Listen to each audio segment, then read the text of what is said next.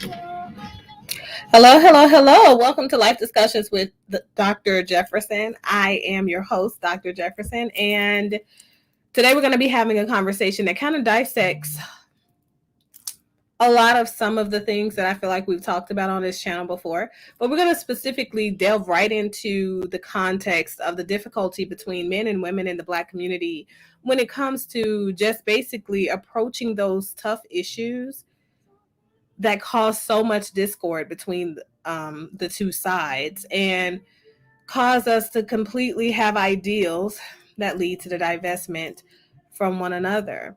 So when I say tit for tat, I'm talking about the type of activity, the type of presentation we see on YouTube, we see in reality TV, when it comes to the representation that the Black and brown community has across the board, essentially. So I have kind of talked about some very specific content creators and their content that we're going to kind of dissect and we're going to talk more about during this conversation. You guys definitely have a voice that needs to be heard. So I'm going to include you guys at every phase of the conversation because I want to hear from you what you think is the issue, right? And specifically, I want to hear what your take is on those different content creators and their content that they're delivering. Hey, Miss Andy. Hey, Rush, how are you doing? Shout out to the chat. Hopefully you guys can sit through the entirety of this show because I really feel like this is the conversation that definitely needs to be had. Understand that accountability conversations are the conversations that approach those very difficult topics, the topics that make us feel a little bit icky, uncomfortable, unseated, if you will. And sometimes they even make us feel invalidated. But I am 100% here for it today.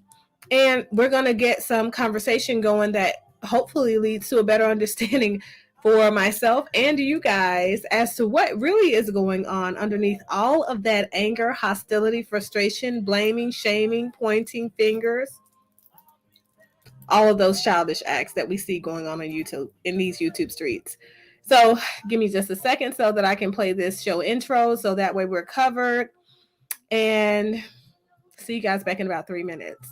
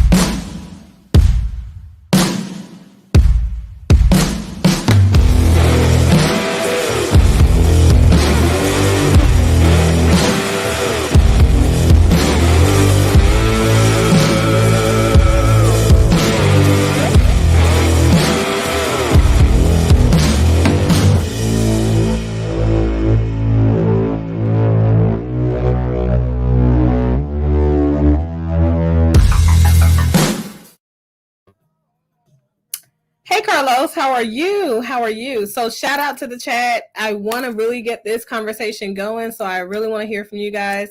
I know that those of you who are already watching this, you saw kind of like what the features of the show, what the talking points are going to be for tonight. If there are any specific ones that you want to go ahead and put your comment below in regard, you can go ahead and do that. Just make sure that you put the content creator that you're particularly referring to in your comment, so that way the producer can post it appropriately as we navigate the conversation. So the first thing that I want to start talking about is the whole men versus women, and pretty much that equates to eradication. Okay, so this unfortunately is there even a fortunate part to it, but this unfortunately applies across the board, not only just Black, brown, melanated cultures of people, but everybody, right? Because the MGTOW movement is universally spread. I think they believe in equal opportunity. So it's not just about Black people, it's about men of all races, all cultures, who have chosen to divest from women of all races and all cultures. It's about women who have chosen to divest from men of all cultures, all races, right? So I don't know. I'm gonna turn my music down. I don't want you guys get me caught up with these copyrights and stuff. But so I don't know how many people realize the impact that we have on one another, but interdependence is something that we need for the basic survival of the human species. So it's not necessarily about race, right? People, human beings need connections in order for us to emotionally thrive in this world, right? Everything starts in your brain, right? On a psychological level, just so you guys understand the neuroscience behind human connection. Connectivity is what gives us the motivation to keep getting up every day, to feel good, to want to put our best foot forward, to continue to show up for the people that we are connected to and live life. It's what gives us fulfillment. Everything, if you really think about it on a very core, a basic level, you will find that the thing that brings you the most joy in this world has something to do with another entity, whatever that is. Some people say they were living for nothing until they finally decided to live for their children because they became parents. But the reality is they were always living for someone and for something, because they were connected to family of origin, or they were connected to friends, or they were connected to loved ones that are outside of both. But connections are what make us feel whole, because we ourselves are collections of parts.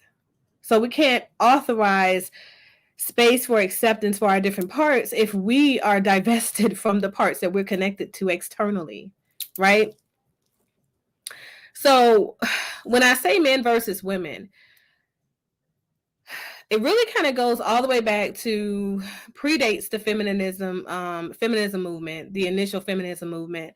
After all of these women decided that, you know what, I no longer want to be my man's property. I want to be a valued voice. I want to be given the space to be me and be recognized for being a human being, because I feel like I am equally a human like he is, considering the fact that we both came from vaginas, right? So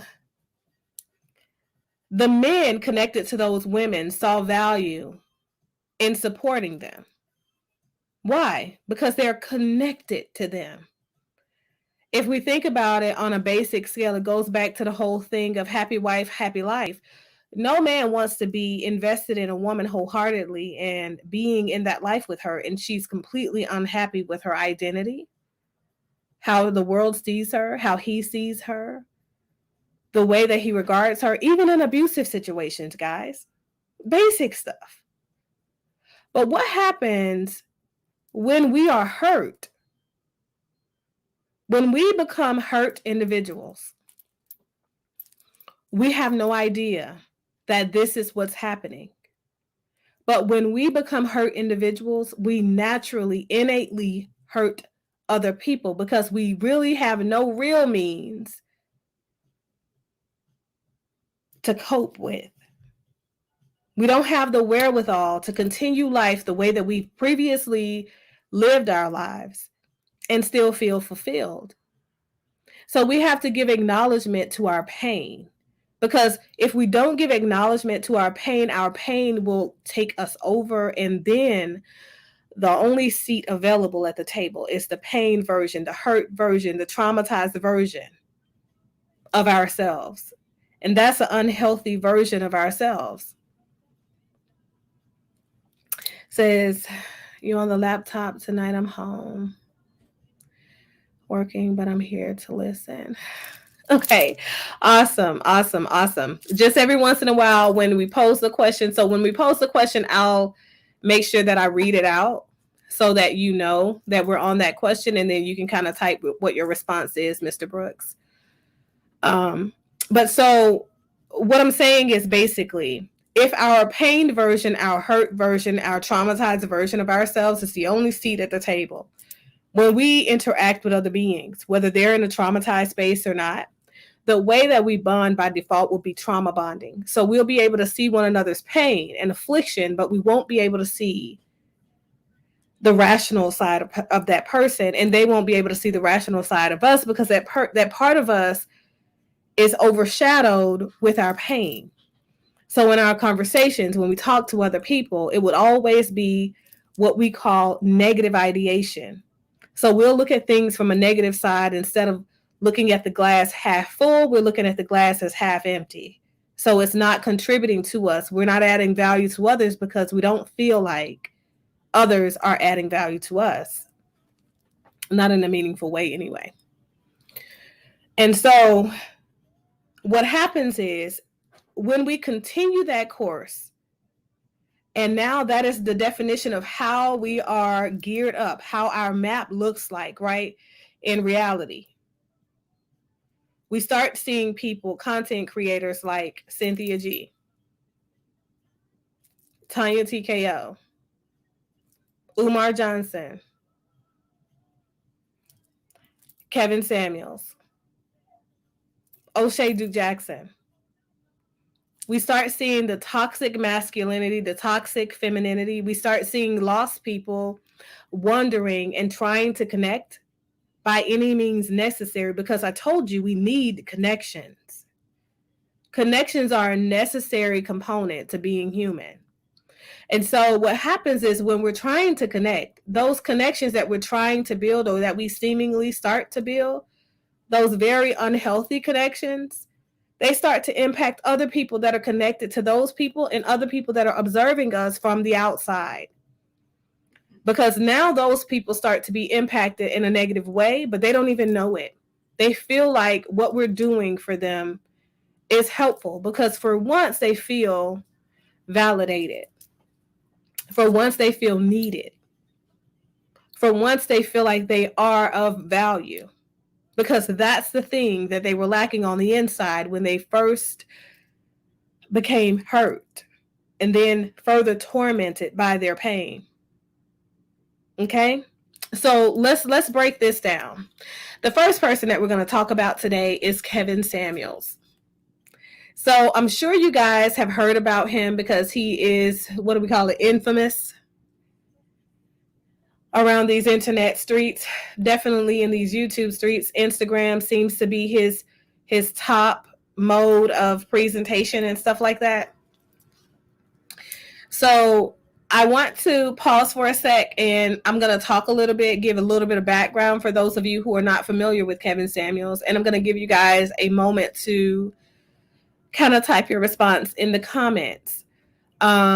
Kevin Samuels, if you guys know about him, if you have checked out his content, I want to know what you guys feel about the content that he has historically placed out there on the internet.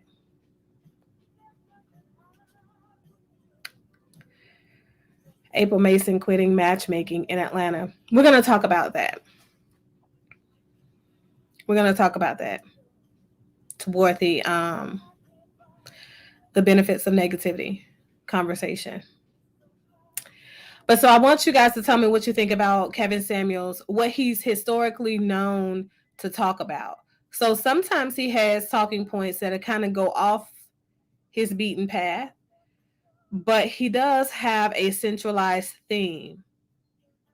And if anybody in the comments knows what his centralized theme is, comment that. Miss Sandy, you are like, I think, Kevin Samuel's biggest supporter. And that's great.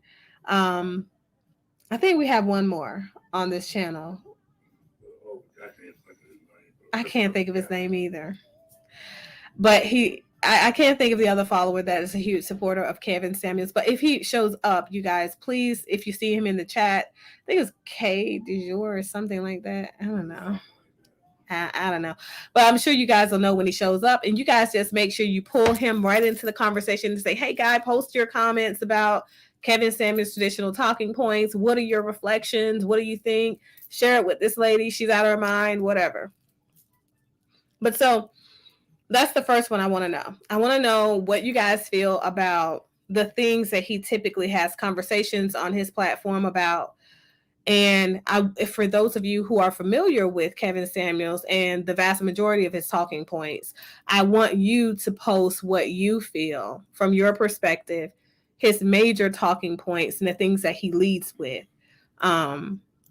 is. What's the centralized theme? So Mr. Brooks says, I honestly believe Kevin Samuels is giving a reflection of how far we have gone from the family unit. Okay. So when you say we, clarify for me. Make it a little bit clearer for me. And the viewers, because some people may not know, because they may not have heard of him. Because I'm going to be honest, you guys, before people started sending me a insurmountable amount of emails about his content, I had no idea who this man was. So I'm a couple of months in myself. So Miss Sandy, I think that you're a great resource for Kevin Samuels' background information. What would you say is his traditional talking point? What would you say is his centralized theme of presentation?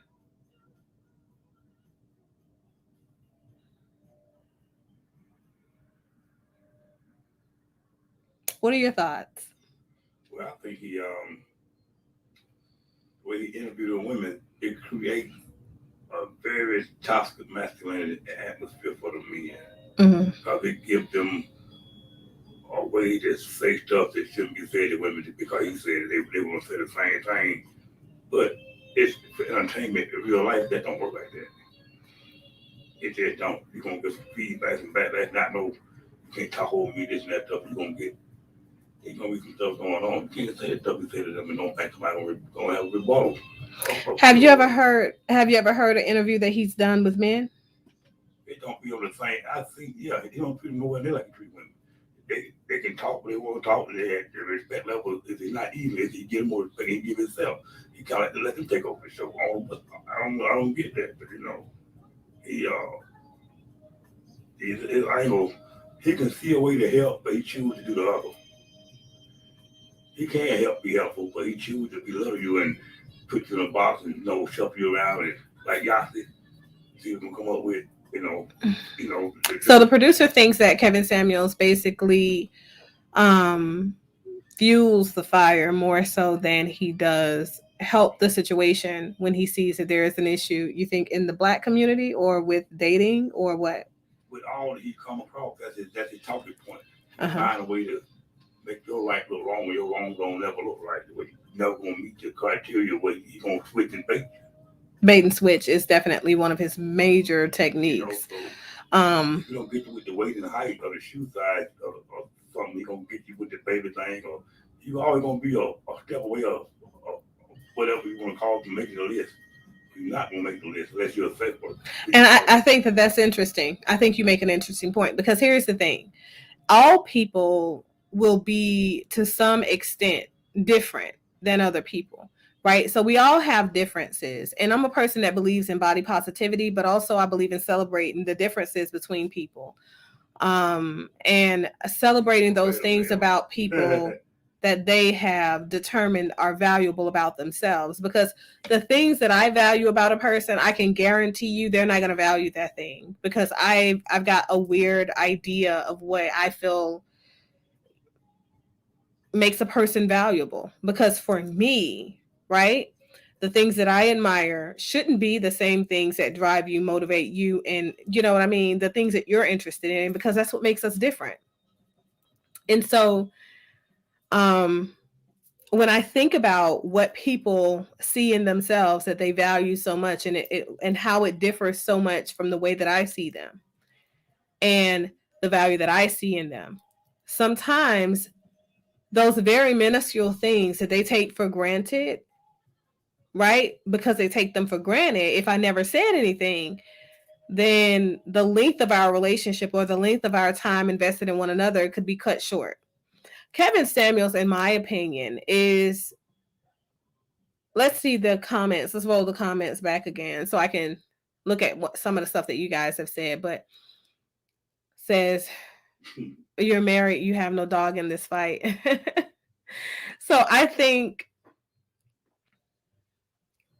can't get any more simple than that. Than what?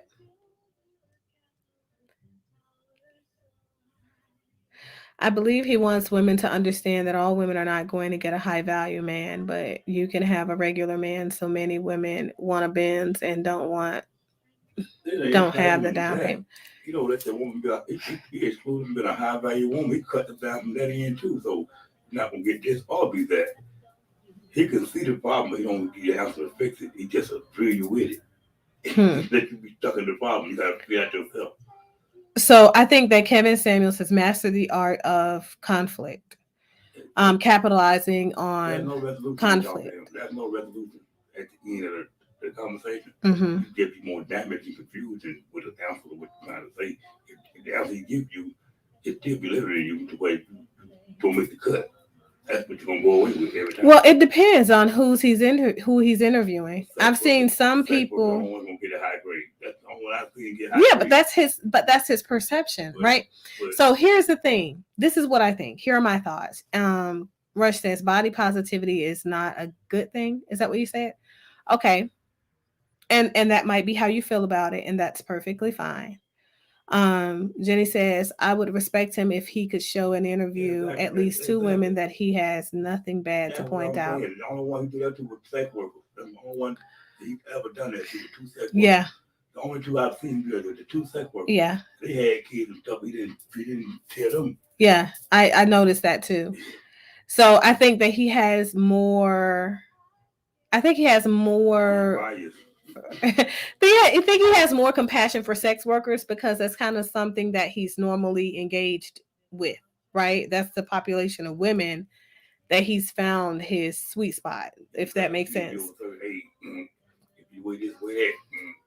But I don't think that there's anything wrong with that. So here's the thing. I don't think Kevin Samuels' standards are ever the issue.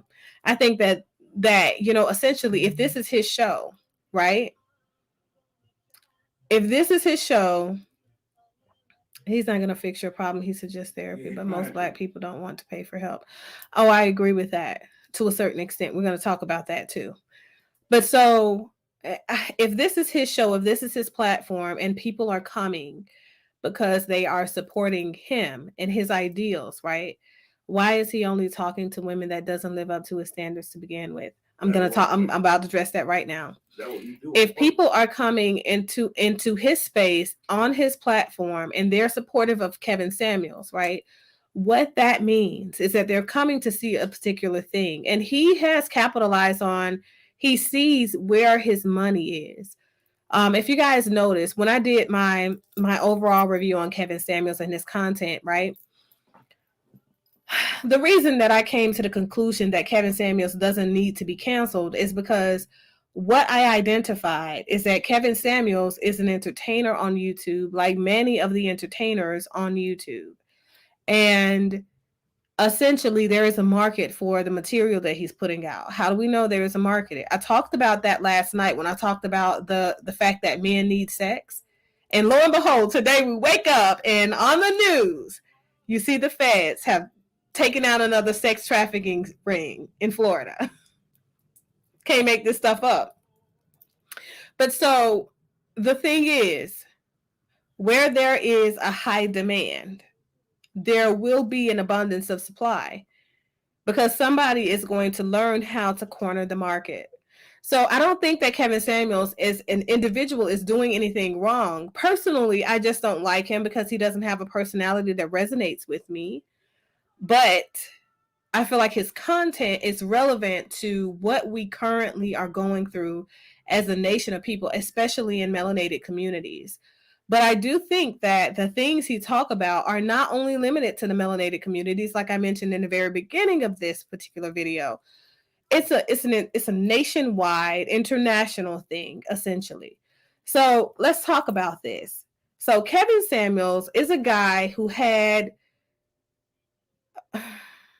multiple failures. He didn't fail once, but he failed multiple times. And it took him to fail multiple times and for someone else to come behind him and pick up the pieces of his failure and take those things and mold them, cultivate them into something great, for him to see the true value of not only what he had, but also to see the capacity within himself to become something greater than what he currently was. Follow me, stay with me now. So he came to YouTube, and he came to YouTube intentionally to show this person that he was in a relationship previously where he failed several times, that he could make it by doing what it is that he felt like he was compelled to do and that he had a natural inclination to do. And that's appeal to the audience of men. Get somebody to follow him, right? So he started his YouTube channel off as a personal brand ambassador, one would say, of his own, wanting to impress men or going into the market where he could style other men or have other men come to him for image consulting. Now, he initially was quite cheaply dressed, you know. So I would say he had a great platform even then. Okay, because personally, I'm going to tell you guys something. I have several personal tailors that I've used over the years, you know, for the men in my life. And what I would say is that I love Men's Warehouse to this day still. Does it be having a personal tailor? Not really, but I think that they do great work there. So you see this guy coming in and trying to get his glow up. He's consulting with bigger men on YouTube that are talking about the same issues, that are finding themselves embedded in this whole cycle of women have rejected us too. Women have made us feel lesser than as well. So you know what? This is how you build. This is what you need to talk about. This is what grabs the attention of viewers. This is what keeps the attention of viewers. And so essentially, those same men that he consulted with initially helped him build his platform, helped him build his followers, and all of these things. And he just continued to talk about the common issue that everybody else sees but doesn't say anything about. We walk right past it and we act like it's not there. Pay it no mind, give it no acknowledgement whatsoever, because it really is insignificant in the grand scheme of things if we're talking about melanated communities and the major issues that are going on in our communities, right? So yes, it's an issue that relationships are declining. It is an issue that people aren't staying married for as long as they used to stay married for.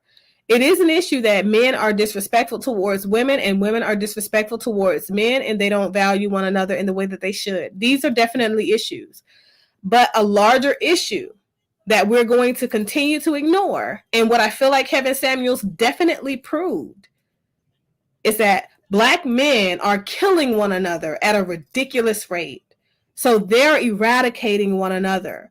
So if Black men are dying at a ridiculous rate, and Black women are still out there living, right?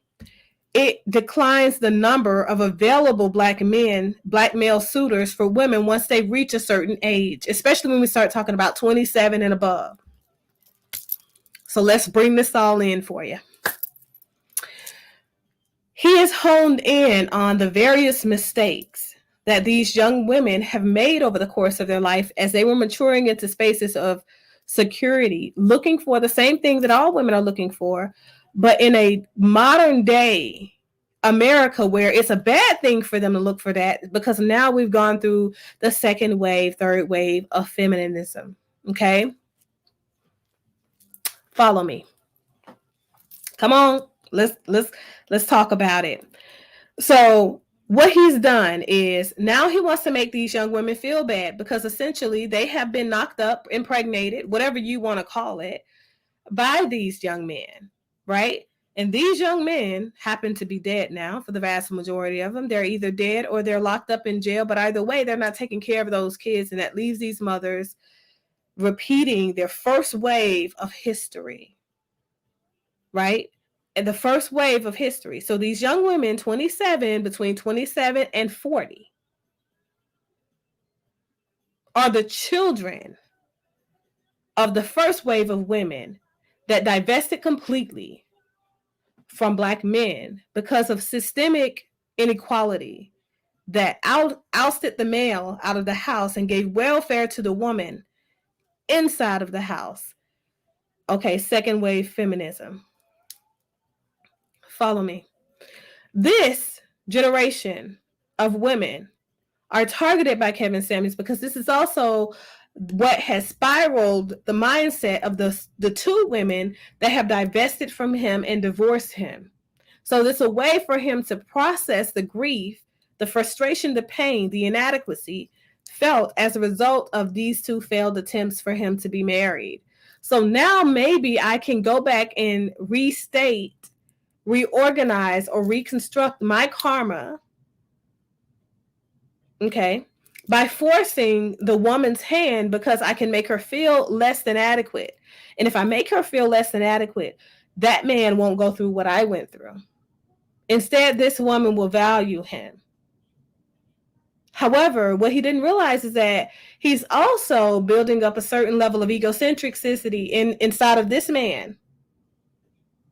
So if this man now is reverting back to the old ways that started feminism in the first beginning, because now you're making this egocentric, narcissistic pig over here for this woman that you're trying to properly suit for this male, we still are not getting anywhere. Still aren't getting anywhere. Instead, what we get is Cynthia G. So now we're going to talk about Cynthia G in discussion. But before we start talking about her, I want to kind of go to the comments and read what it is that you guys are saying about the Kevin Samuels rhetoric.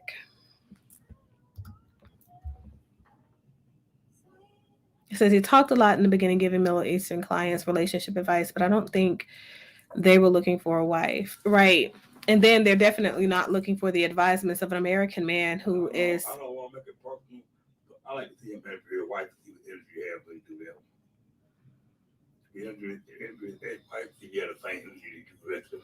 that. She's already married again. I'm saying, how both of his ex-wives.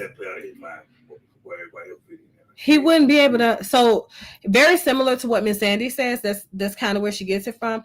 Kevin Samuels' mindset is that married women don't have a dog in the fight because they've already been wived up. So the thing is, if he were to interview his ex-wives, he wouldn't have a leg to stand on one way or the other because they've already been married again. Quickly remarried. Same age and all the stuff he said they can't do. Right. She done it anyway. Yeah. Well, I don't think that Kevin Samuels really believes the rhetoric that he pushes out there. I don't think that he believes that. I think his followers believe in him, and because he's talking about it, like I said, he's an entertainer at this point. So once he learned that there was a market for this particular conversation, then he started to have that particular conversation. If he ever thought that his shit would be out there in the internet, he never would have started having those conversations in the beginning. But it is what it is. So Jenny says he talked a lot in the beginning, giving Melanie. So okay, so we talked about that. But so let's go to the conversation about. Oh, Miss Sandy says he believes it and he lives it. What exactly is that, Miss Sandy? He has reverted me back to college years, two dates, no love. It's up to her to reach out. I'm not sweating no female ever again. We're not saying that. I said he was married before he had a child. We're not debating that. Yeah, so what does that mean? I'm not putting him down. I'm just trying to say where you get the characterization from. He's going to be across the board like that. You got to do it to everybody. So this channel isn't about dethroning anyone. So I definitely depedestalize people, but Kevin Samuel's throne can be wherever he wants it to be. However, I'm not gonna, placate and act like a thing isn't a thing. We're gonna call a thing here. So the thing about this channel is that it's a no bullshit zone. So for me, it's really important to educate, elevate, and help people gain insight so that they can be the best versions of themselves that they can be. Now, that's not saying that Kevin Samuels is wrong for putting out the content in the way that he puts it out on social media, right? Because we talked about the impact.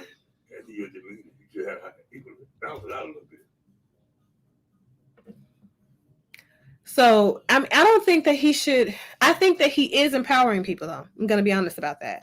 So empowering people means that you're giving people leeway. You're giving them a way to get something done that they previously felt like they couldn't get done. No, he's not empowering them. He's empowering the other people. So when he's talking to these women, he's empowering the men to have those same level of conversations with those women. So then you see people like Fresh and Fit, these two very unattractive young men, and I'm just going to call a thing. Sorry, you guys. But I'm kind of just, it is what it is. Some people are born physically unfortunate, aesthetically unfortunate, and those just, both of them are not cute. So you have Fresh and Fit, two very unattractive young men who possibly may be very successful in the future.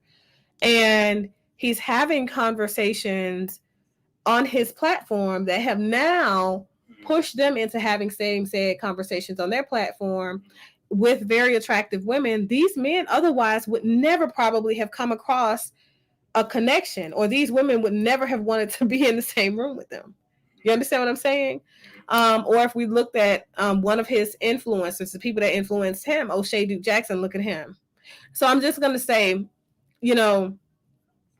bullying is never wrong, but when you see that type of behavior and that is your persona online, it shows us that you've lived that life of being bullied and feeling inadequate as a result of not being accepted. So, it is what it is. Yes, women do respect power, but also positioning. So a man may not yet have power, but he may be placing himself systematically in a position to where he can gain it, right? So even those men are respected by women. Women respect men who have a certain level of authority, a certain type of leadership. These are the men that women have a natural tendency to respect overall. And the other thing is, Kevin said before we start on Cynthia G, Kevin Samuels is a person that highlights one of the very inadequate ideals that a lot of modern day women have. And I'm not going to move over that like that's not a thing. So he highlights the fact that so many young women these days are holding out on hope and hoping that they're going to get this guy who to them is high value based off of his financial status and his socioeconomic status. So not only his financial, but also the way that he moves in social circles due to his financial status, right? So Casey says Cynthia G is a bum. Be specific. Tell me what you think about her talking points. O'Shea is the head of the Black Manosphere. Yeah, I know. But the thing is, he's still not attractive. He isn't. He's an ugly little thing. Well, that's why he's in radio. It's rough. And if I were him, I would have definitely picked Kevin Samuels, because when he's cleaned up, at least he has some level of physical He's got something. They miserable with pets. Says the women who don't like Kevin are single and miserable with pets. I don't like Kevin, and I'm neither. I do have pets though. I've got dogs. I've got rabbits. Bunnies, Holland lot bunnies to be specific. Couple of them.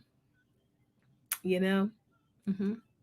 He always had money. Say he has money, and money attracts women. So Kevin Samuels, at the cusps of who he is a bum. Has no money. The only money that Kevin Samuels, the only wealth that Kevin Samuels has built is from YouTube, from followers who were as broken as he. He's never had a job or business that succeeded outside of his YouTube presence. Okay? Says you need to be harsh like that to women on the body positivity movement. What is that? What do you mean? Body positivity is just basically where you're okaying different body shapes and sizes and all of that, because at the end of the day, beauty is in the eye of the beholder for me.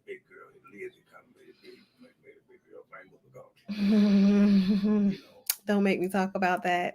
You know what I'm saying? Just not gonna do it. I'm not gonna do it. So moving on to Cynthia G. Sir, what you're not gonna do. Moving on to Cynthia G. So Cynthia G is a woman on YouTube, and I think when I started, you guys, you know what? I don't even think I did my official review of Cynthia G on my channel. We didn't do that. Because I still was. We never gave an overview. Right. So I was still looking up things about her. Here we go. I want to know what you guys think about her main talking points, okay? I have compiled everything to do that show, but for whatever reason, it just continues to slip right by me. But never mind that. You'll hear about the vast majority of it right here, okay? Yeah, but these are all social media. So if you can show me a Kevin Samuels check stub or IRS tax return, tax filings and earnings report from the previous years prior to his last 3 years of success on social media, we can have a conversation. Until then, we can't have a conversation. Okay. All right. So when the internet dies, so does his fame. You see how that goes, and his wealth as well, right? So living in a primitive society where we revert back to the old ways, going by Kevin Samuels' words, he'd be a bum, is what it is.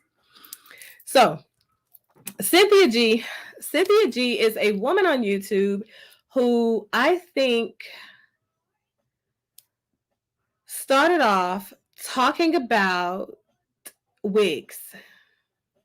I think that was it. Wigs or weaves or something like that. Who knows? But anyway, initially, she was a very big supporter of Black men, Black kings, if you will, right? And then, man, life changed. Life changed for her. Some men started to not validate her anymore, and she started feeling down, low, whatever, feeling like she needed to step into a space to where she recreated herself after having a failed relationship with another YouTuber, where he had sex with her when she visited him in Seattle and left her pregnant, and all that good stuff. And that's sad, it is. What verse say? Okay, well, I mean, they said it too. Everybody is famous on the web, Doc. No, not really. So there are lots of famous people that are not in tech. Even the people in tech They are in tech, so they created something. They had a specific skill set that they used to create their wealth, right? Kevin Samuels is not an innovator of anything. He doesn't have a particular skill set at all that has benefit anyone. So yeah, no. So anyway, so sad not to me. I don't know. But moving on, Cynthia G, the woman who was hurt, has gone to Washington, slept with this guy, ended up pregnant. Don't know how that happened because, you got to be careful out here in these streets because you got to learn how to protect not only your physical body, but also your energy center. You can't just go out here and have sex with men that you met on the internet, Cynthia. I'm sorry, okay? And when that man now hurts you and you see that this one man, one. He's one guy. He is one guy in the grand scheme of life, all right?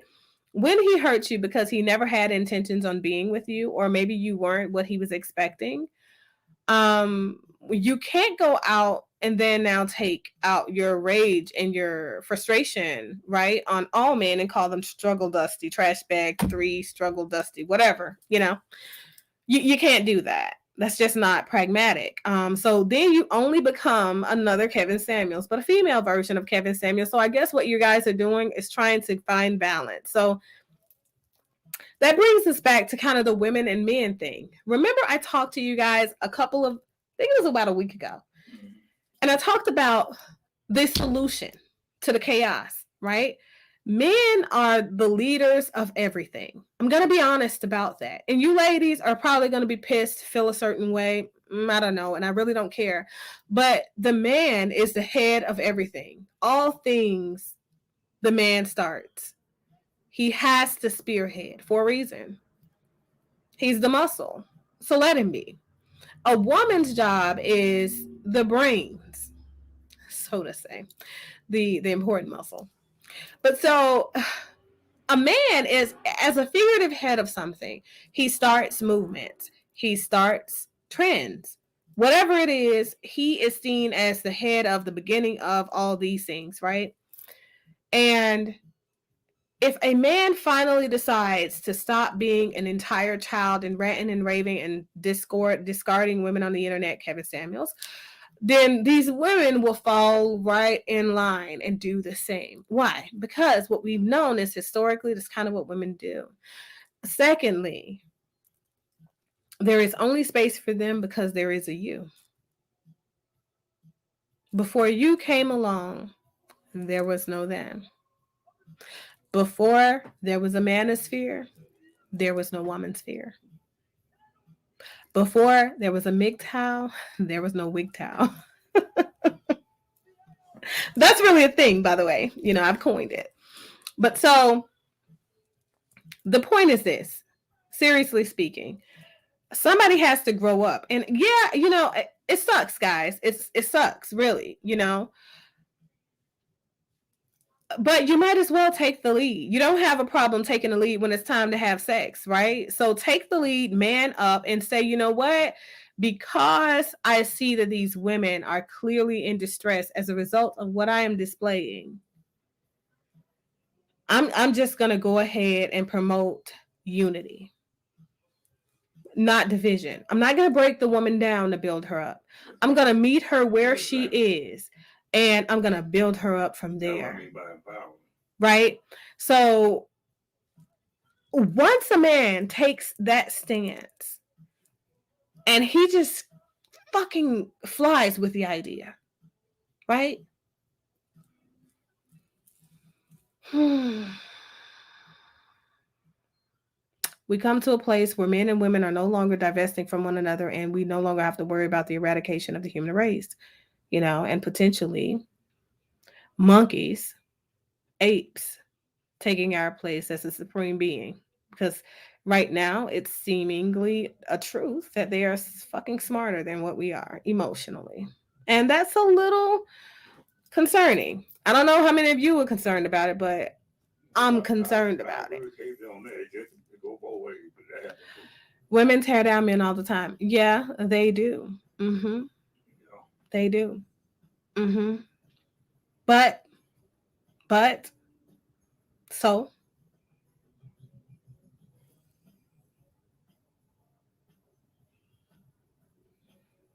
so what? Display masculine energy. What exactly is that? Possibly, it's possibly women have testosterone like men do, but I doubt it. Everything about me is feminine. I have a vagina. I mean, I don't know. Maybe if there were a option for me to wake up in my husband's body and have a penis, that'd be an awesome thing. But till that happens, I'm kind of loving the being a woman thing. It's kind of kick ass. But so here's the reality, okay?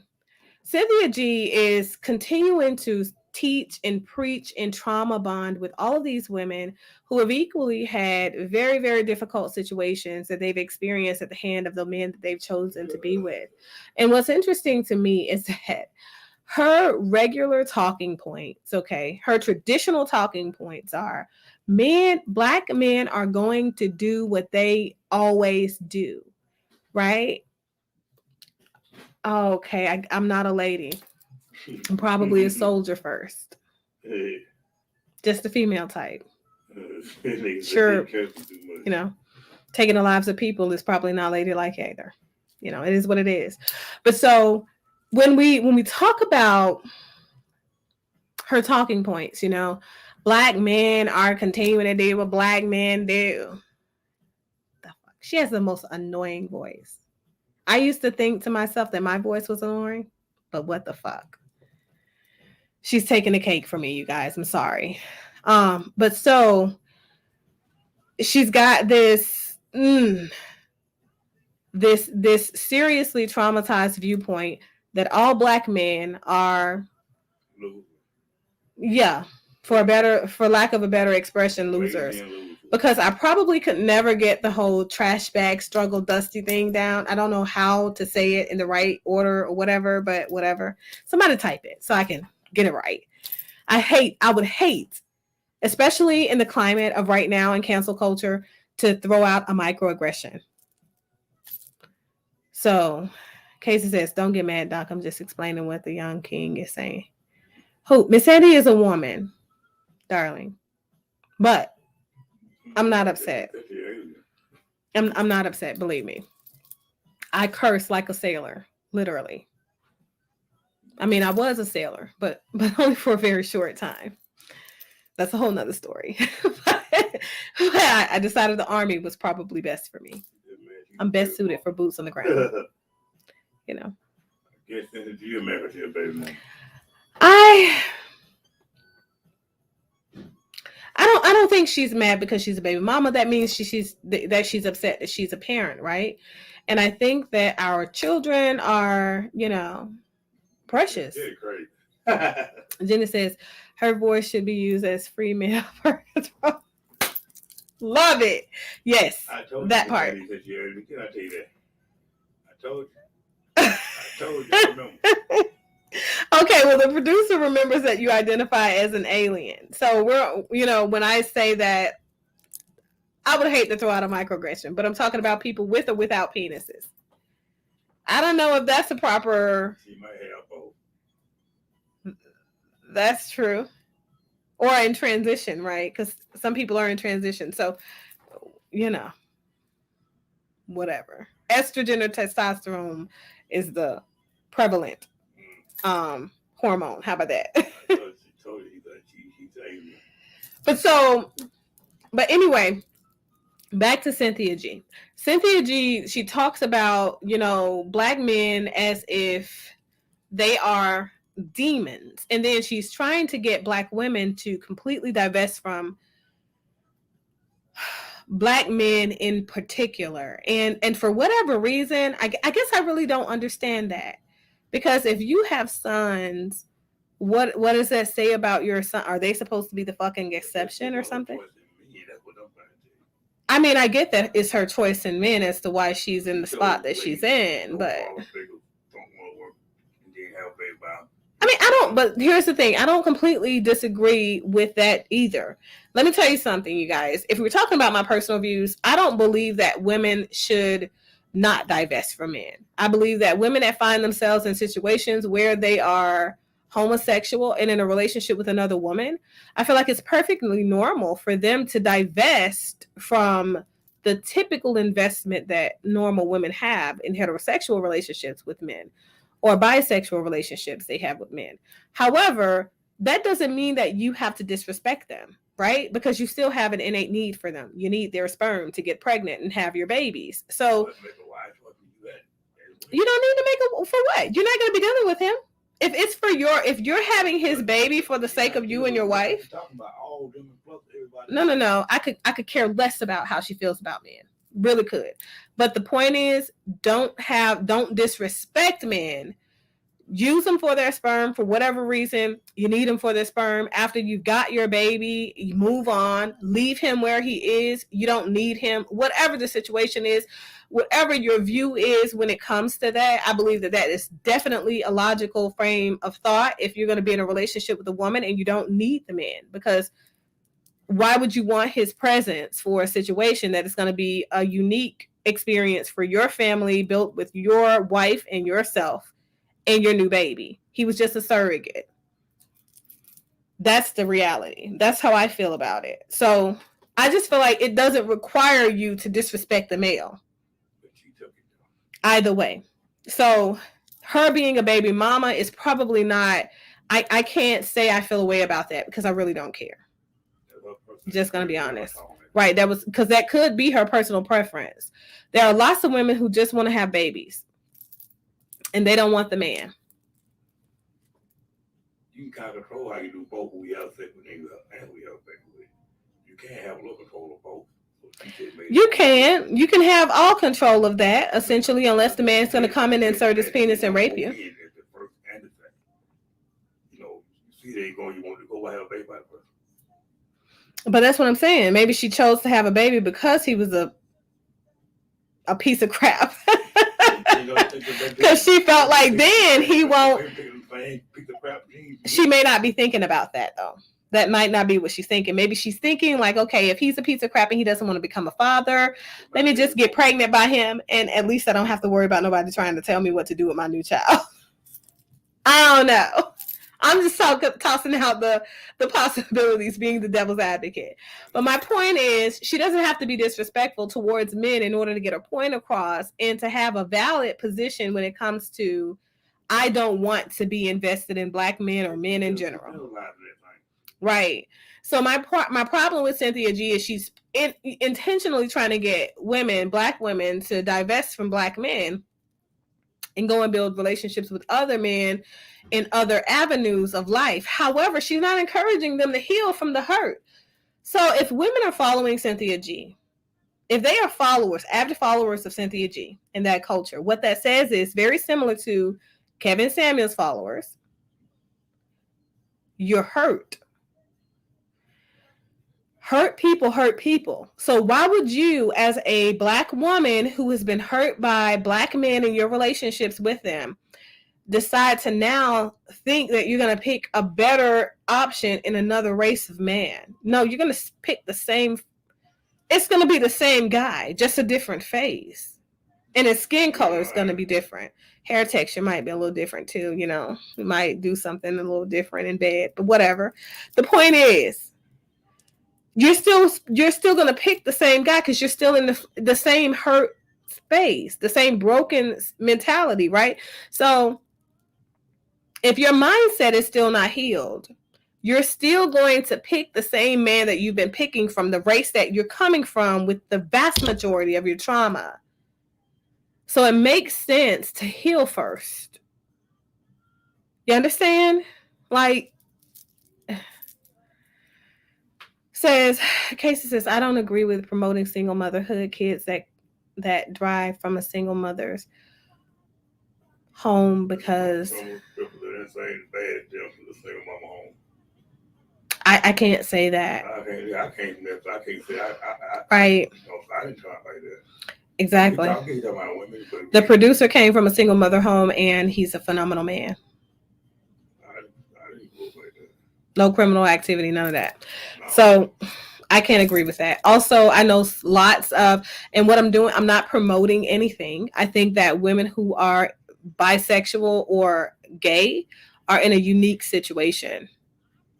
They're not single parents. They're married mothers, and they're married to one another. And because they are married to one another, they're productive in that space. Actually, the producer is more of a Sigma male than he's not a beta male. But that's a whole another conversation for a different day. I think I've done that show already. But so, yeah, women who are lesbian, they are in a relationship together, and those relationships are oftentimes way more healthy than heterosexual relationships by far and large.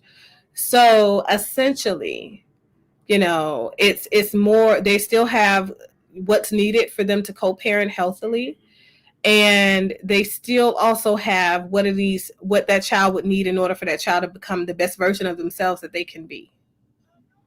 So well, we can't say that those stats are correct or not, because you can't tell what a real single parent home is or isn't. The stats only talk about the primary parent in the home. Right. And so the stats don't say this person's father wasn't active in their life or it was active in their life, because that's not an important part of the conversation. So offended by what? Oh, the producer says he's not offended by whatever it is that you guys are talking about. I didn't see it.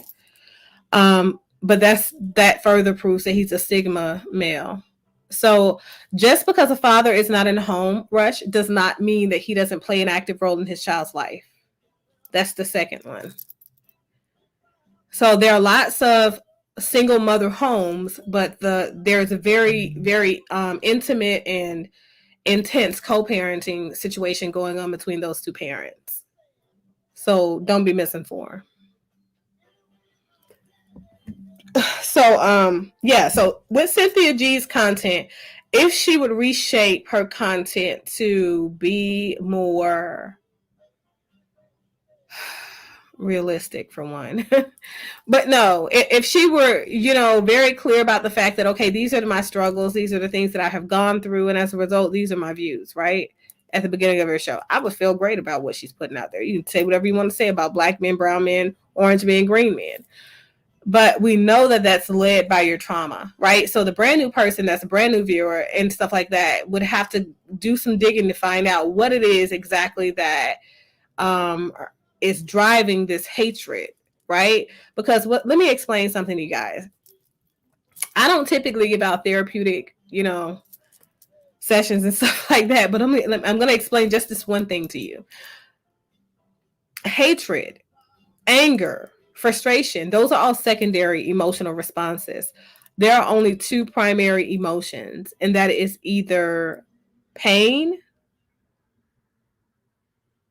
or exuberance or contentment, right? So we can be happy as a result of feeling good, feeling exuberant, and all those good things. We can be angry and frustrated and confused as a result of that pain that has been inflicted, but we have to be able to acknowledge the pain underneath everything in order for us to function behaviorally sound in response to our feelings and those secondary emotional responses, so that we can kind of get them in a place to where they are managed effectively. So, says the producer comes from a single mother home, but I know he has strong positive male role models in his life as a young kid. He said when he went to college, he did. Let's see. She told black women not to give birth to black male children. That's rough. After doing so herself. Jenny said, Miss Sandy, don't do the producer like that. He's a gentleman. Yeah. Trust me, he's not bothered. So here's the thing. I feel like when she's coming from that place of pain where she's saying don't give birth to male children, I really I ain't saying that so y'all down label. I don't know. The apple of thing. Says calling a man a beta male is not an insult. Well, no, you're just sharing your perspective. And right. Well, some people may find it to be an insult. If they think it's something else, they may be offended. Right. If they're not sure of themselves, possibly. Right. I don't play into the apple stigma or whatever that stuff is. Right. She said, just like calling someone average isn't an insult. Of course not. That's also your perspective, right? So we talked about perspectives. Just like I said that O'Shea Jackson is an ugly dude. He has an unfortunate face. Some people may think that's an insult, but it's not. It's just me saying that this is what I see when I look at him. So, yes, after she had her son, she said that, and women agreed with her.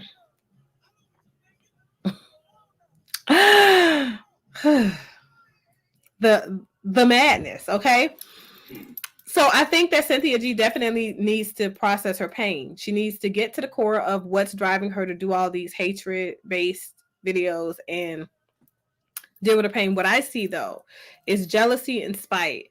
I see that she's jealous, obviously, of the women who are accomplishing great strides and being in healthy relationships with Black men. And I think that, I'm curious about her relationship with her father and her mother and what that looks like and what conversations look like between them and her. You understand? That may be why I haven't released that segment, though. Yeah, because I haven't found anything out about the parents yet. But what, Umar and Kevin Samuels, both of them. Right. Yeah. But so I feel like, she has to do something when it comes to just addressing the fact that, okay, this stuff comes from a place of hurt, right? And instead of fueling the fire that's continuing to burn, because you can see Kevin Samuels adding shit to the fire, be the bigger person and don't add to it. Do something motivational. If you see that men have certain characteristics that need to be worked on in the Black, in the Black community, right? Identify those things and then try and help them. Reach out. Do what you can to make them a better version of themselves, systematically, right? You have young Black men in your family. You are the seed of a Black man. Like you, these are things I don't understand.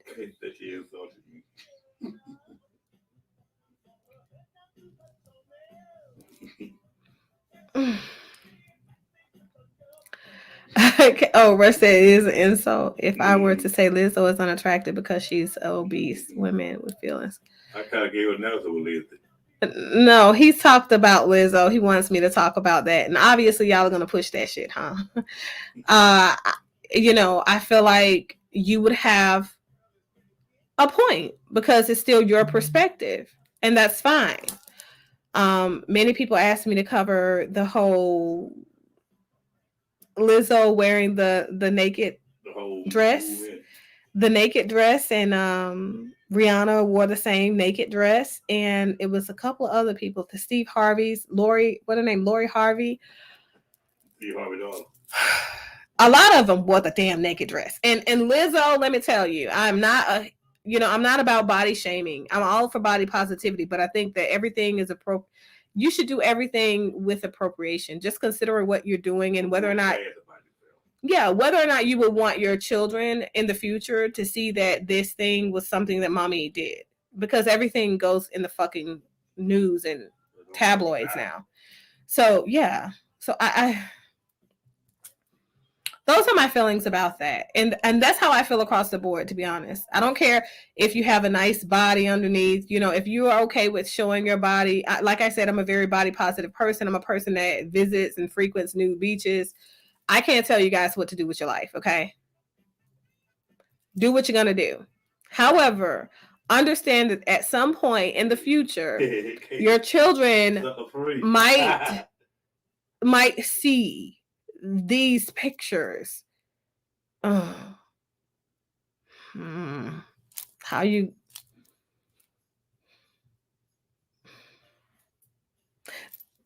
I'm not gonna say what I was gonna say. Okay, they gonna play sucker free. Talk about that, dog. Not gonna say it. Not gonna say it. Rush. Absolutely not. But the point is, you know. So let's go to Jenny's comment again. Oh, Miss Sandy says she needs therapy. She does need. She needs therapy with somebody, not me. Go to Jenny's comment. The following one. They said her father was becoming a drug addict. Okay, so you know what? That would make a lot of sense. That would make so much sense, and it would make even more sense if someone said that her mother was a drug addict, and that she was born and exposed to substances. Because I feel like there is something there, but that's rough. And that's a tremendous amount of trauma. So I would say that that's definitely something that would make you pretty hard-hearted. Well, it depends. Maybe she's a Cancer. Shit. Cancers hold grudges forever. I'm a Cancer myself, so.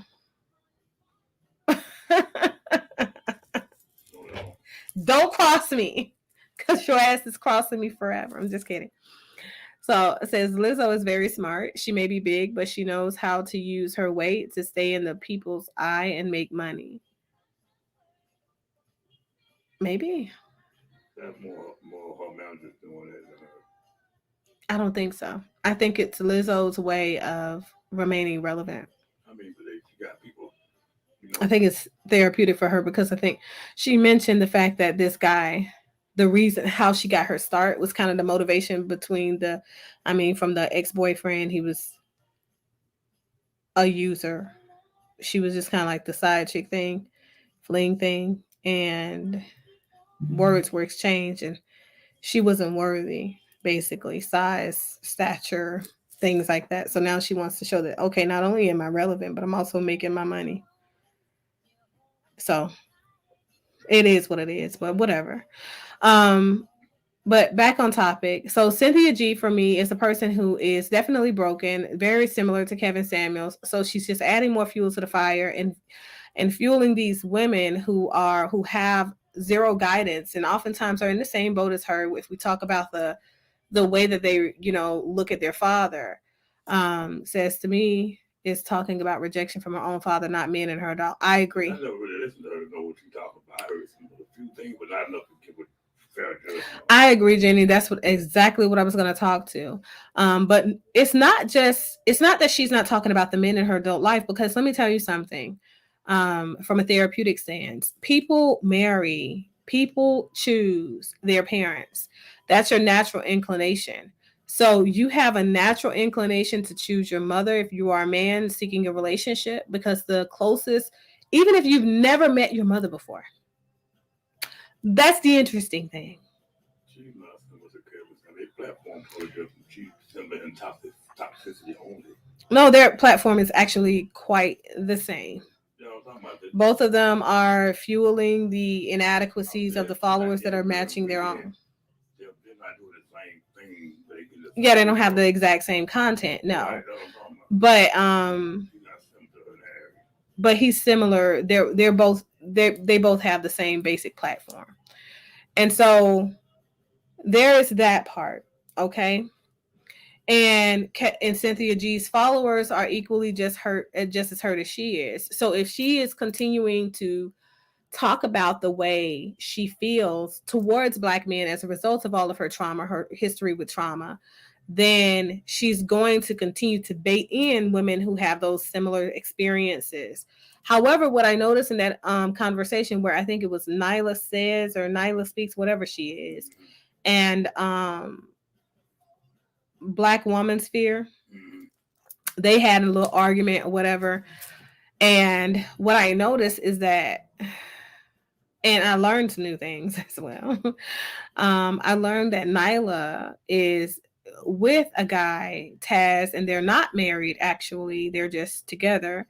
and that guy has her staying in an extended stay hotel or something like that. But she still comes to the bat for him in that conversation, that argument.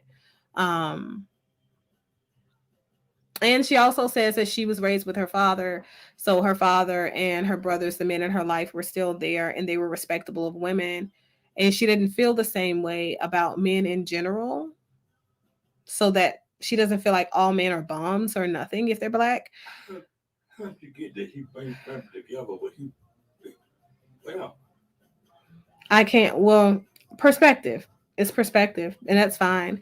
But I think also people could say the same for Cynthia G because she seems to be celebrating Eve and her new announcement of her baby now. So Eve is pregnant, and everybody knows Eve has been with her husband now for like 14, 15 years. And he's a white man. Wow. Go figure. Um, I wouldn't be here myself if it wasn't for interracial relationships. So I'm a huge supporter of interracial. I don't care what it is you choose. Choose what you want for what it is that you're looking for. If it's sex, choose what you want. If it's love, choose what you want. If it's longevity, choose what you want. Whatever. But to promote relationships based off of race and race alone is just, it's unhealthy. It is, right? You can have your preference. She always talk about black male preference, and black male preferences are, women of no color. The fuck? Where do you get that from? Anyway,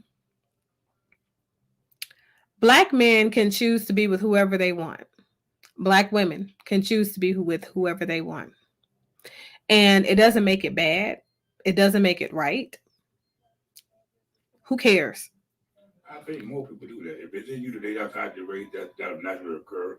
That's something you have to make it happen. Because, I think that race is something specific to America. Now, I don't think I know, but cultural selection can be in any culture of people. Sometimes we pick um, people that are not a part of our culture, people that don't speak the same language or move in the same way or have the same customs or traditions that we have because that's what makes them interesting. People thrive off of differences. And that's the purpose of this conversation. Understand that men will be different than women and women will be different than men and in a different way. And that's okay. All men, right. All men are not the same. black, white, or whatever, you're not the same. You're an individual with your own, process, thought process, the way you feel, the way you move, all that. Where you raised don't have it. Right. We thrive off of individualism, differentiation. It's necessary, even within family systems. Differentiation is a huge component to healing and properly orchestrating life and fulfillment in life, people. Like literally, if you stay stuck on what it is that you see that looks familiar to you, you will never grow into new spaces. And that's what you're meant to do. So I want you guys to take this part of the conversation, if nothing else, and move into a different place. Yes, it's possible that, the dating in our culture has gone to shit, but I don't think that's centralized to the Black culture. I think that that's centralized to people in general. So when we talk about Umar Johnson, what do you guys think of his talking points? Like, what do you think his main talking points are?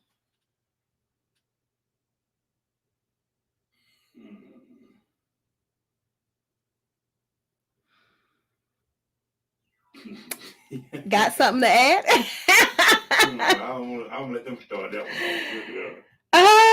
So Umar Johnson, I did a pretty comprehensive review of Umar, and we saw we saw his father make a plea for his sanity, basically. Race baiting type stuff to me. Yeah. He does. A black and white thing when it shouldn't be. So does Cynthia G. So you never know. You guys don't notice. I didn't mention that with Kevin Samuels because here's the thing. Even though Kevin Samuels has said some racist shit on his channel, I have heard him say some very, very racist slurs. Inflammatory stuff. Oh yes. But I've not talked about that about him because that's not his regular thing. Okay. His regular thing is to simply demean Black women and force them to accept Black men where they are, and accept what he considers to be an average Black man, right? And that's any man that's making under 80,000 or something, right? It was. Is it 50,000 or 80,000? Fuck, I don't know. Correct me if I'm wrong, you guys. You're gonna be eradicated if you don't seem to be worthy of living or whatever you say. What do you say? You're gonna psychologize you or something? You say? What do you? Oh, you're talking about Umar.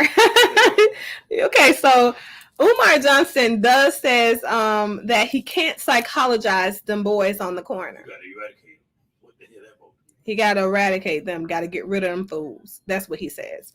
So when we talk about Umar Johnson, I think one of his huge talking points, from what I've gathered from everything that I've seen, is that young Black people need a higher level of consciousness of their superiority over all other races of people. Not to misconceptions of trying to use the race card at that platform.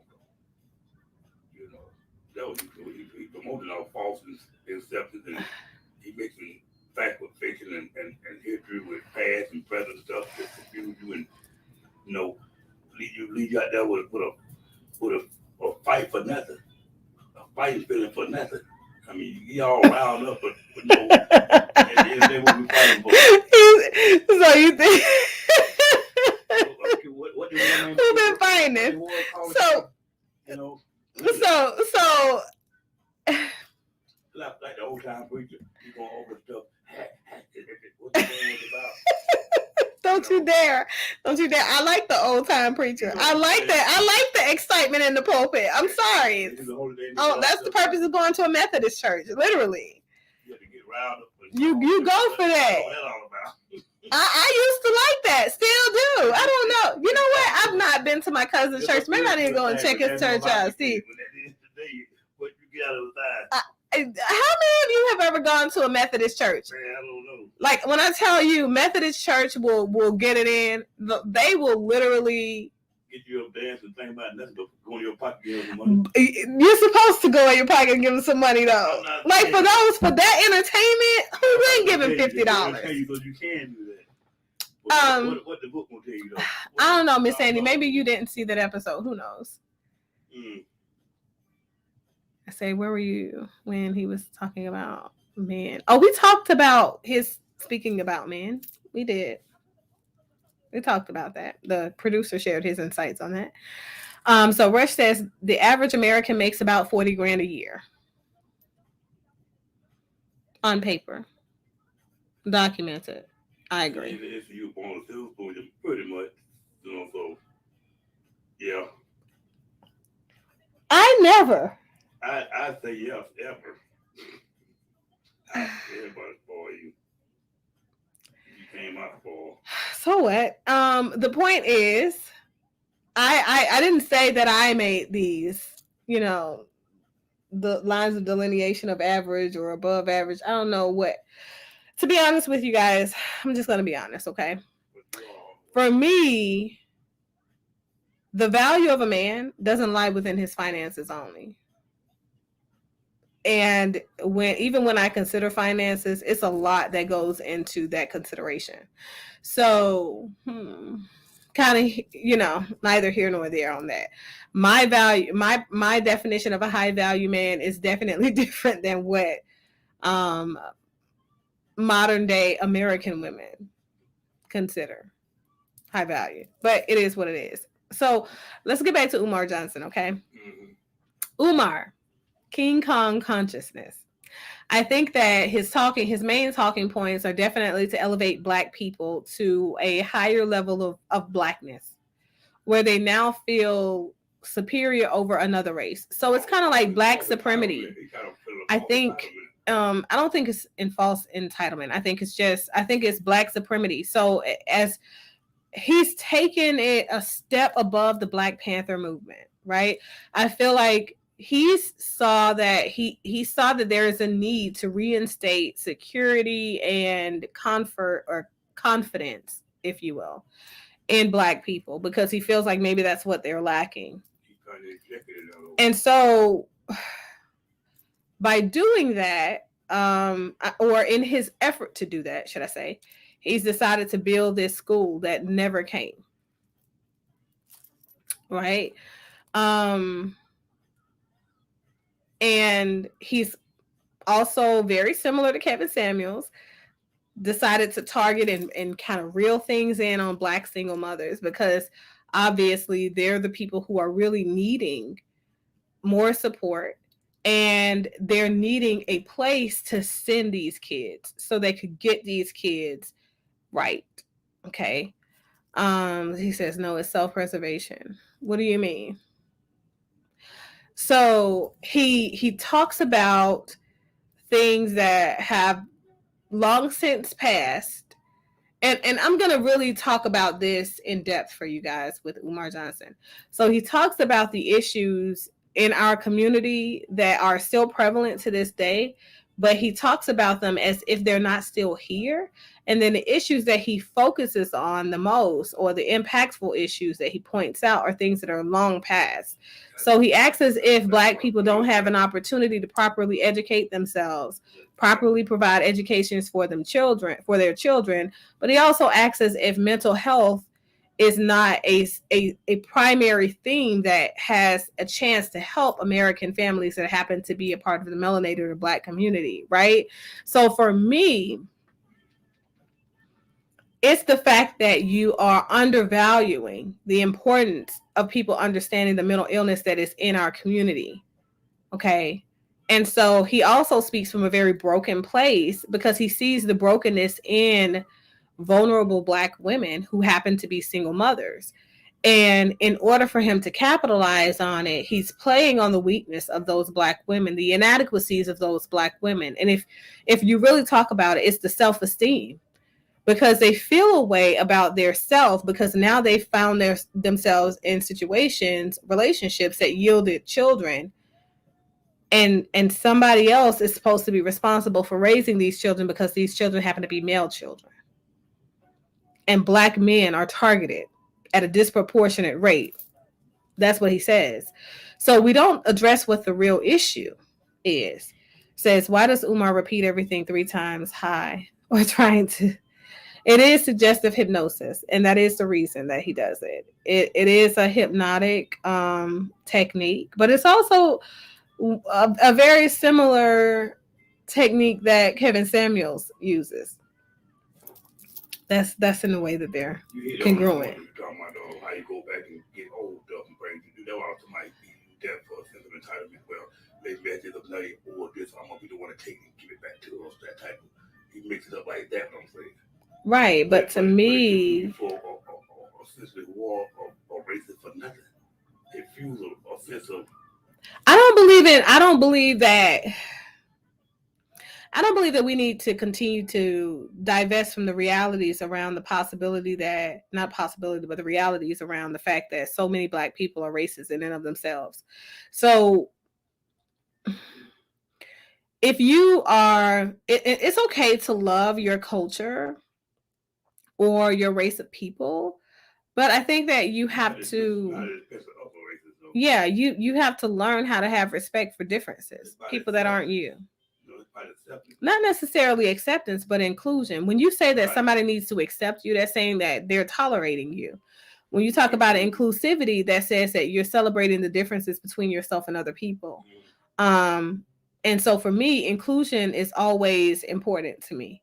Okay. And if we look at our ancestors that we are connected to as melanated people here, these people lost their life for inclusion. And then we have a nation of Black people, Black and brown people, that are now fighting for same segregation, the same thing that they died fighting against. Now these young, ignorant Black people are fighting for the opposite. And it baffles me. You know, a lack of knowledge and a lack of insight does lead to the repetitive cycles of the negative components of the past. And I think that that's where we find young Black people. And that's fine. Yeah. Mm-hmm. So he leads you down a path, but you got to do some fact finding to figure out if you tell the truth about yourself, though. So one sec, let me read this. I have a question, Doctor. Is there anyone from the manosphere that you do like or dislike the least? I don't know about any manosphere. Um, I'm not familiar with it. I don't know if they identify. Look, here's the thing. I wouldn't know who identifies as a movement, as a part of the manosphere. Just gonna be honest. I know that Kevin Samuels has said it out loud. That's where I get it from him. O'Shea Du Jackson has said it out loud. That's where I get it from him too. I never. And to be honest with you, I'm just gonna go a step further. I did see the little conference they had, the Manosphere had, and I would say I like physically every man that was on the damn stage. The little Manosphere conference that they had in May. Okay, I'm 100% invested in the looks of every single one of them. All of them are lookers. Line them up, put them in a swimsuit. What is that? Swimsuit calendar. Send it to me. 100% there for that. Well, except that big fat one, the bald one. Yeah, the main speaker. That's a no for me. But I don't know his name. But all the rest of them, all their different colors, shapes, sizes, and all that good stuff, I'll take them all on the calendar. Flip, flip, flip. And they got to be dressed up the way they were. Says, I disagree, dog. With what destroyed our people was integrating with the oppressor. We had our own school, even banks, but now we have nothing as a group of people. I think it's all about where you get your information from. And what people that you're in contact with that live that experience and what their perceptions are. And if that's their perception, if those people in your family live that experience, then that's their experience, right? But my ancestors didn't have that same experience. So, and they lived through these eras, and we've had face-to-face verbal conversations specifically about our history with those same people. So I'm not about reading what's in a textbook. I don't believe in what's in a textbook because I don't believe that what's in a textbook universally applying to everybody in their overarching experience, because there are so many different Black people, right? And there were so many lines of Black people, right? There were a boatload of experiences as well. So some people experience those things, right? So that's not to take away from their difficulties, but some people didn't. And that's fine too.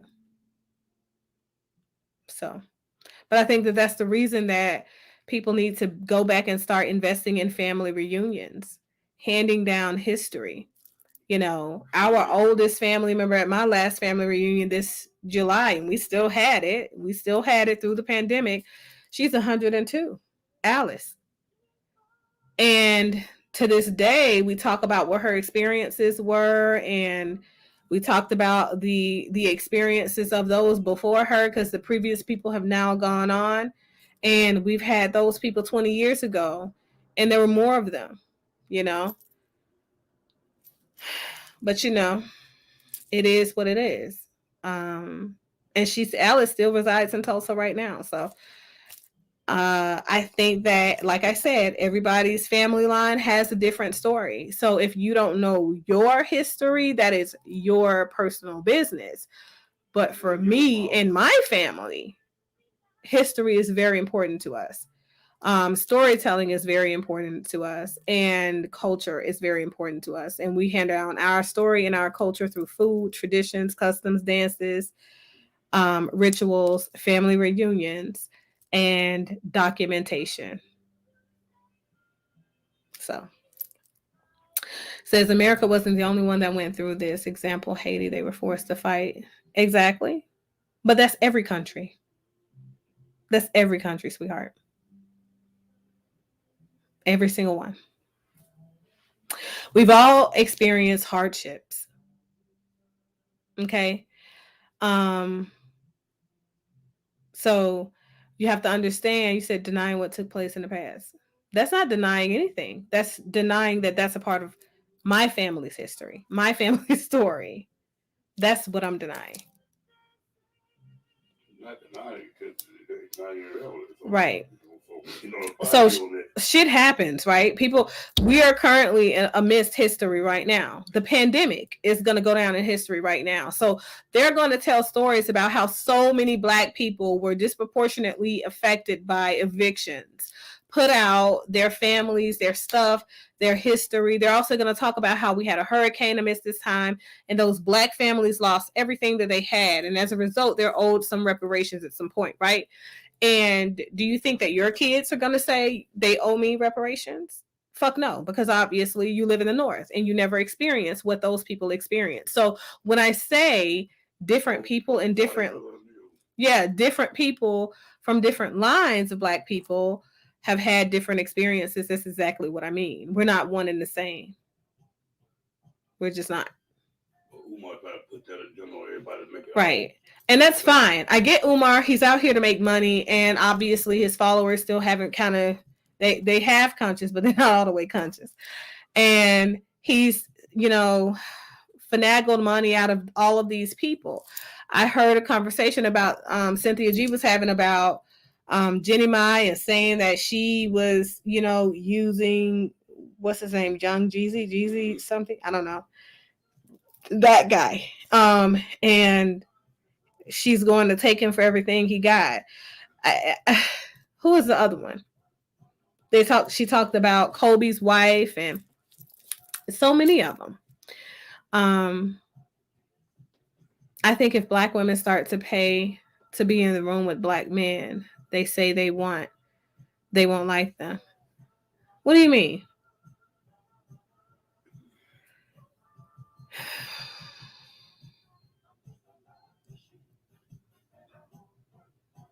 What do you mean, Mr. Brooks? Let's go to Miss Sandy's comment. But I feel like there is definitely a healthier way to have controversial content addressed on social media. We don't have to go so far as to do the whole Umar Johnson thing and then dude is out here putting out hits on people. I remember when I did my first couple of stories on his content, somebody said they were going to kill me. I'm like, good luck with that. Black people are superior.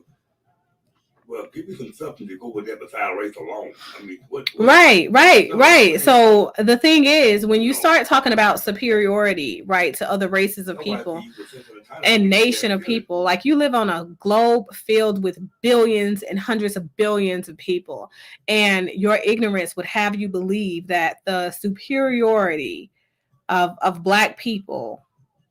You pick up from a stance of entitlement and owe you something because what happened a long time ago, you never got your way. Child, please. I'm so sick of that. You go over that standpoint though. Sweetheart, let me tell you something, Casey. Rush, listen. Black people didn't go through any oppression that other people did not go through. There were slaves everywhere. Slaves were bought and sold as a tradition, as a custom in several cultures.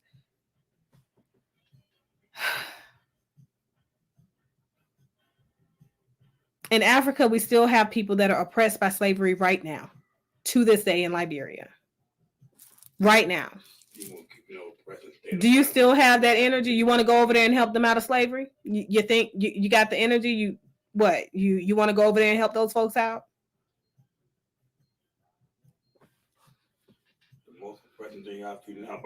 Says, but oppressors through history have been white or white on white and black on black. So also, exactly, Jenny. And I don't think that people understand that, because the thing is, they live in a bubble and they don't travel to places and see what other cultures are going through.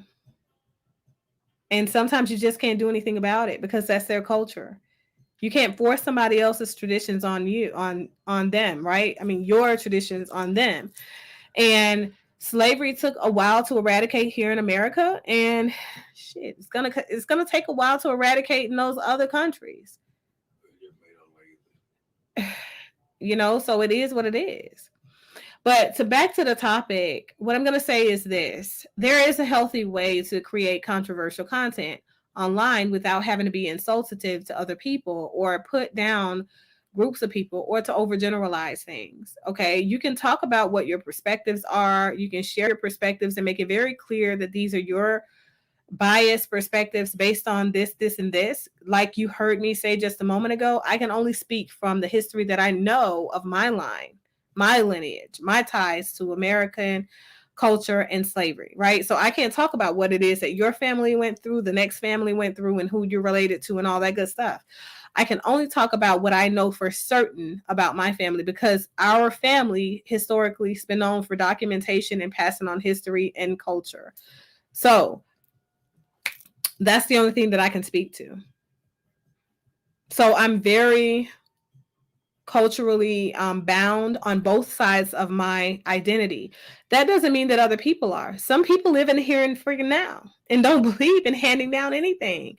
You have grandmothers in the club with grandchildren partying in the same club and having sex with the same men. It's a thing. But what I'll say is this: these are not the ways that my family system believe, right? And it's not the way that we practice. We don't move that way. That doesn't say that it's a bad thing for you to move in the way that you move.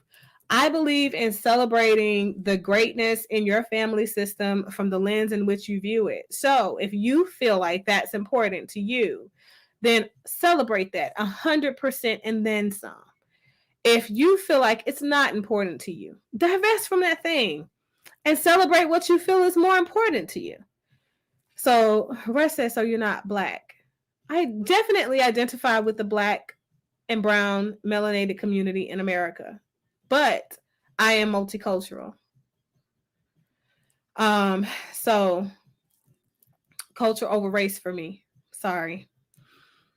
But for me, I want you guys to understand it's really important to create content that is healthy for other people, especially in a time like now where people are struggling. People are struggling every single day with bouts of depression, anxiety, uncertainty, self-esteem. All of those things are making people forget they have something valuable to add to the world around them because everybody's in isolated spaces. We're having to be isolated because we have to stay away from people physically in order to remain healthy. Right? So think things through before you put things out there. Be responsible with the content that you create and don't be putting people down. I mean, I understand that there is definitely a market for it because obviously you guys wouldn't be getting 100,000 views on the shit, right? But people are entertained by other people's chaos and controversy and pain. Yeah. Ask yourself, do you really want to showboat your pain? Because eventually there will be more people out there that are like me, that are clinically sound and ready to talk about the way that stuff shows up in your content that you are creating. Okay? Like, if you struggled with dealing with the pain and acknowledging it in the first place, you definitely don't want to become the center of attention for these types of conversations. So what I suggest is that you get to a place where you can actually acknowledge that this is the pain that you've experienced over the tenure of your life and that you're now ready to heal, move through the pain so that you can see life through a clearer lens. So you can have heated debates and still be very respectful. I do it all the time. You don't have to be disrespectful. I don't agree with half of the toxicity that was on my show last night. I'm side-eyeing the producer even now. Because I still feel a way about a lot of things. Hell, I'm confused. I thought I knew this guy. But no, like seriously, you have to learn that. You got to respect the fact that there will be differences in opinions. We don't all think alike. We don't all move alike. And that's the beautiful thing about being human. That's the beautiful thing about the human experience in general. We have to do the things that we know help us remain congruent.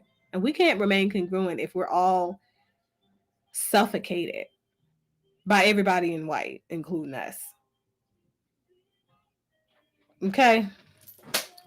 So, Miss Sandry's comment. I have another question that's off topic. I hear a lot of people say slavery was wrong. What were the kings supposed to do with the people they conquered back in the day? Just kill them? So you know what? Oftentimes they did. Mm-hmm. Unless they found use for them, and then instead of killing them, they enslaved them, and then they would do what it is they found those people were purposed for with them. And oftentimes, also those kings would father children with them, with the women.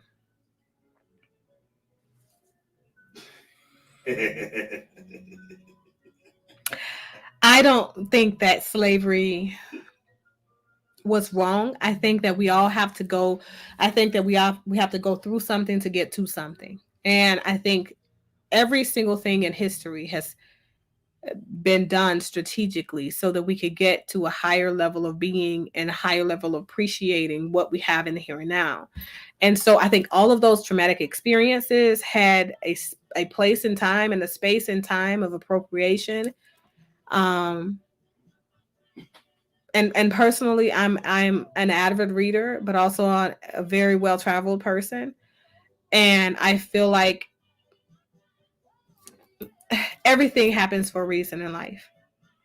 Everything, even the things that we consider to be tremendous losses and traumatizing events, everything happens for a reason. It's just our job to really be curious about our experiences, curious enough to find the answers as to why.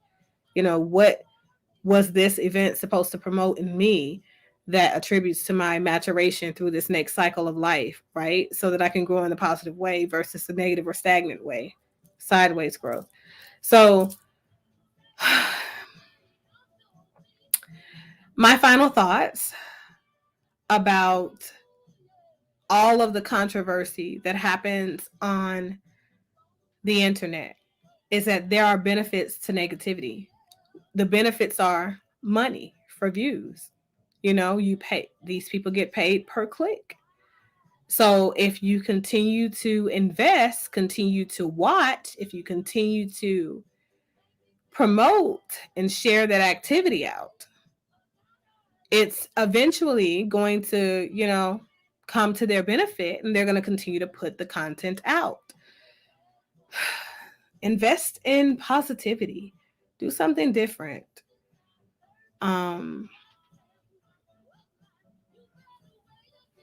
Yeah, I don't necessarily look for the right and the wrong. I'm a person that always looks for the silver lining, for one, and the growth opportunity.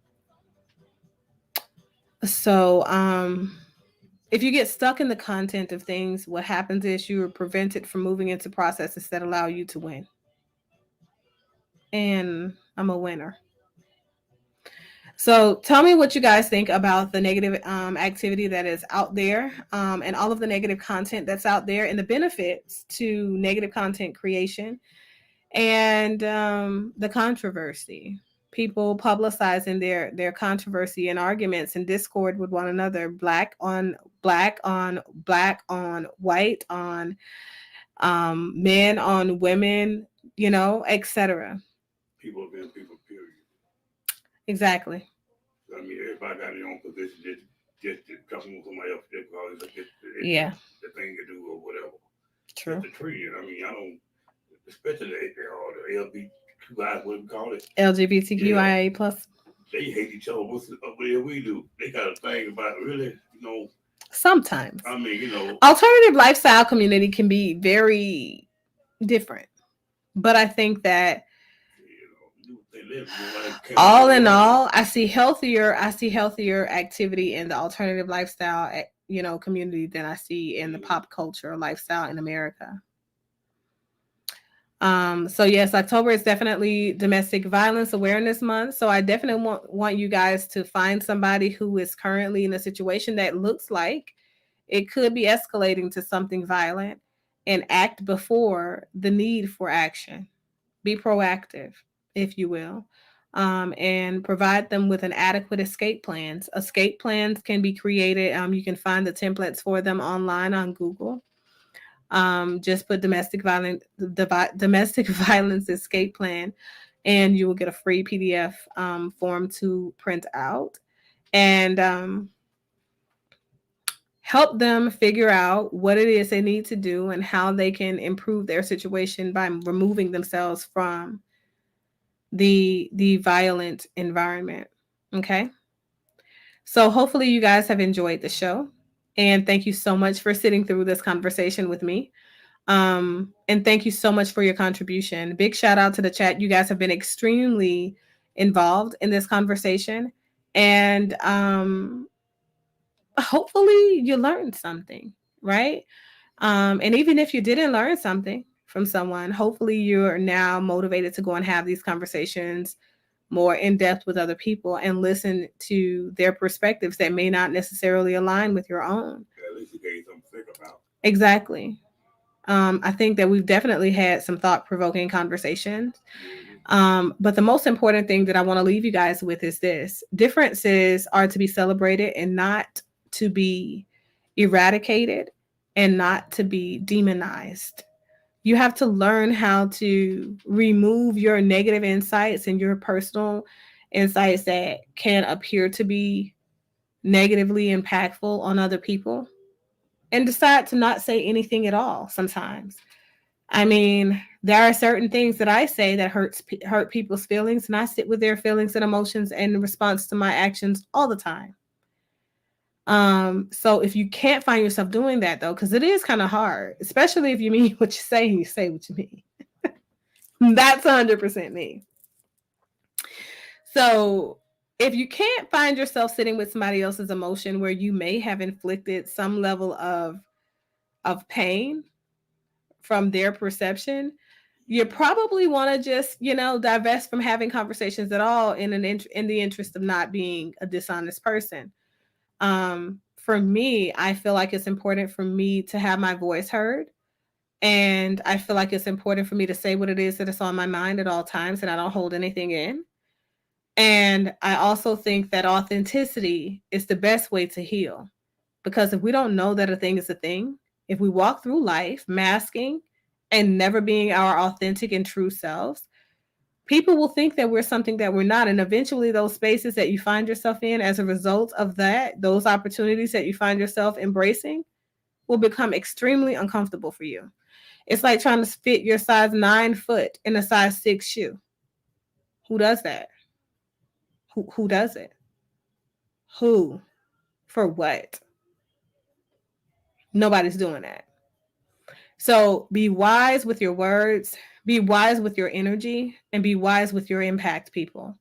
But more importantly, be aware of your impact and be aware of the impact that not only you make on other people, but you make on the inner components of yourself, because you are a collection of different perspectives inside of your own being. If we give too much light to the parts of us that are negative, we can't allow those positive components of us to outshine the negative, and people will eventually divest. You understand what I'm saying?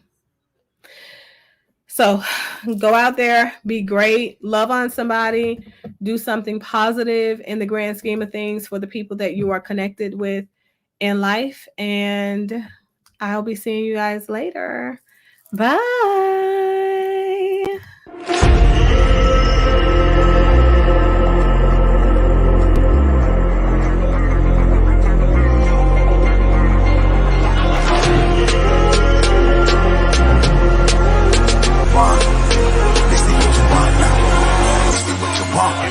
Who alive can't put me in a box.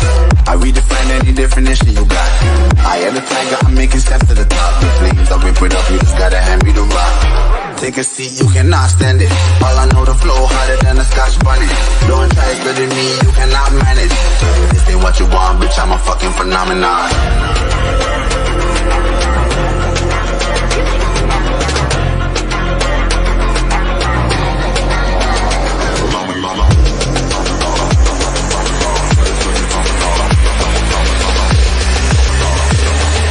This ain't what you want, bitch, I'm a fucking phenomenon.